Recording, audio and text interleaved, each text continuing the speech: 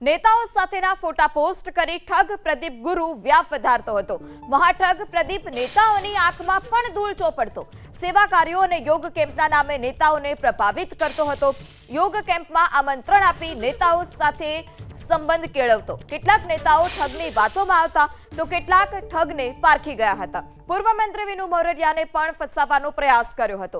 વિનુ મોરડિયા પહેલા જ મુલાકાતમાં ઠગને પારખી ગયા। શંકરસિંહ વાઘેલા, હર્ષ સંઘવી સહિત સાથે પણ આ ઠગે મુલાકાત કરી હતી। વરિષ્ઠ ધારાસભ્ય કુમાર કાનાણી પગે લાગતા હોય તે પ્રકારનો આ ફોટો પણ તેણે પોસ્ટ કર્યો હતો।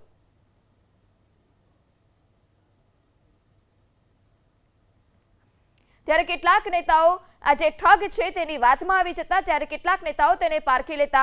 હર્ષ સંઘવી, કુમાર કાનાણી સહિતના નેતાઓને તે મળી ચૂક્યો છે। શંકરસિંહ વાઘેલાને પણ મળી ચૂક્યો છે। ત્યારે આ કુમાર કાનાણીની પણ તસવીર સામે આવી છે કે વરિષ્ઠ ધારાસભ્ય કુમાર કાનાણીને કહી શકાય તેવો આ ઠગને પગે લાગતા હોય નેતાઓ સાથેના ફોટા તે અપલોડ કરતો અને તેનો વ્યાપ તે સતત વધારતો જતો હતો। નીતિન પટેલ સાથેની મુલાકાતના પણ આપ આ દ્રશ્યો જોઈ શકો છો। મને તે દિવસનો હજી યાદ છે કે સવારમાં જ્યારે પ્રદીપ જ્યારે સવારમાં સ્ટેજ ઉપર આવે ને તો અમને બધાને કે તમે ઊભા થઈ જાઓ।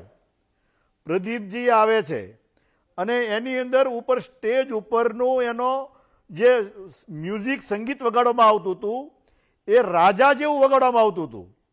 મને થયું કે આ સંત જેવું સ્વરૂપ ધારણ કરે છે અને આને રાજા જેવું મ્યુઝિક વગાડે ત્યારે એની એન્ટ્રી થાય, ફિલ્મ સ્ટારોની થાય, પરંતુ કોઈ સંતની આ રીતે કઈ રીતે થાય એટલે મને બેઠેલું નહીં। પણ અમારી મજબૂરી એ છે કે જ્યાં સુધી પ્રજા એની પર હજારોમાં લોકો એની પર શ્રદ્ધા ધરાવતા હોય છે અને જ્યારે અમે કોઈ પણ એની ઉપર જો ટિપ્પણી કરીએ ને તો એ બહુ એનો રોષ અમારી સામે આવતો હોય છે અને અમે નહીં, કોઈ પણ નહીં કરી શકે, સંતો પણ નહીં કરી શકે જ્યાં સુધી એ પ્રસ્થાપિત નથી થતા ત્યાં સુધી।